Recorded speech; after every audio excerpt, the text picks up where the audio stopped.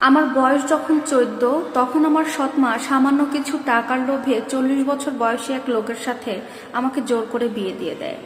আমি অনেকবার আমার সৎমাকে বুঝিয়েছি, পায়ে পর্যন্ত ধরেছি, আমি এখানে বিয়ে করতে চাই না, এত বয়স্ক লোককে আমি বিয়ে করতে চাই না। কিন্তু না, ওই যে আমার সৎ মায়ের যেখানে যেখানে কিস্তি ছিল, ওই লোক বলেছে আমি আপনার সমস্ত কিস্তির টাকা পরিশোধ করে দিব, আপনার ঘরে নতুন নতুন আসবাবপত্র আমি দিয়ে দিব। এক কথা, টাকার অনেক লোভে পড়ে গিয়ে আমার সৎমা আমাকে জোর করে ওই 40 বছর বয়সী লোকের সাথে বিয়ে দিয়ে দেয়।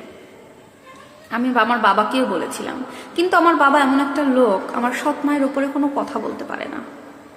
আমার বাবার এই ব্যবহারের কারণে, এই দুর্বলতার কারণে আমার মাও টিকতে পারে নাই, আমাকে রেখে আমার মা চলে যায়।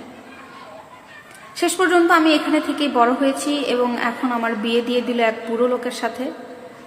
কি করব, সংসারে আসার পরেই দেখি আমার স্বামী আমাকে দামি দামি মোবাইল, দামি দামি গহনা, দামি দামি ড্রেস, এক কথার টাকার উপরে আমাকে বসিয়ে রাখছে। কিন্তু সে আমার সাথে আমার মনের মতো করে মিশতে পারছে না, আমার সাথে কথা বলতে পারছে না। সে তার মতো করে কথা বলছে, তার যখন প্রয়োজন হচ্ছে আমার কাছে আসতেছে, আমার সাথে কথা বলে সে আমার কাছ থেকে চলে যাচ্ছে। আমার কি চাহিদা, আমি কি চাই, আমার কি ভালো লাগে, কি খারাপ লাগে, একটা বারের জন্য ওই লোক আমাকে জিজ্ঞেস করতেছে না, বা আমার সাথে বসে দুটো গল্প করার মতো অ্যাবিলিটি তার মনের মধ্যে নাই।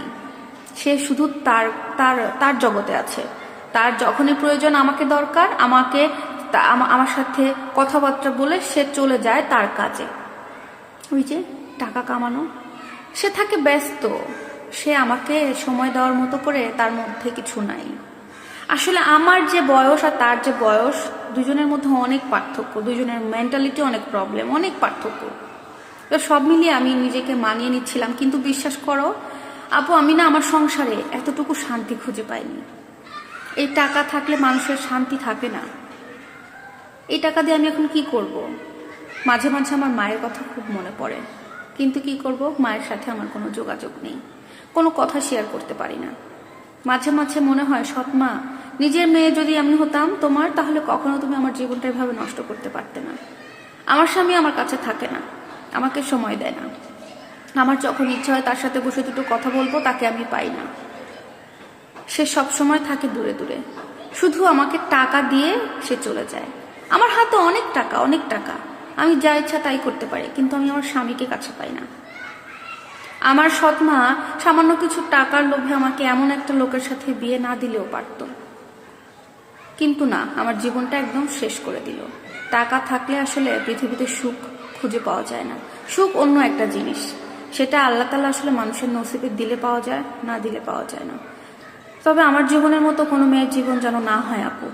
আসলে প্রিয় দর্শক, এই গল্পটা একটা আপুর জীবন কাহিনী থেকে, আপুটার নাম হচ্ছে স্মৃতি। আর আপুটা বলেছে যে আসলে বয়সটা আসলে বিয়ের জন্য ফ্যাক্ট না, তবে ওই যে টাকা দিয়ে আসলে যারা মানুষকে কিনতে চায়, তাদের সাথে আসলে চলাফেরা বা ওঠা বসা করা খুব কঠিন। তারা যদি সময় না দেয়, শুধু টাকার উপরে রাখতে চায়, আসলে সেখানে সম্পর্ক না ভালো থাকে না। তো যাই হোক, ভিডিওটা ভালো লাগলে লাইক, কমেন্ট, শেয়ার করবেন। আল্লাহ হাফেজ।